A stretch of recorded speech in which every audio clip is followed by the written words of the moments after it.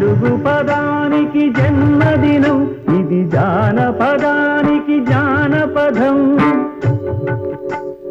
ఏడు స్వరాలే ఏడు కొండలై వెలసిన కలియుగ విష్ణు పదం.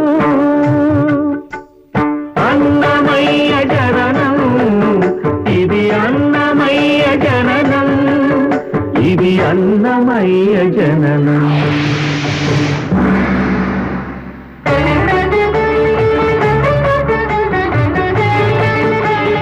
హరిషడ్వర్గము తెగనరికే హరిఖడ్గం ఇది నందకము.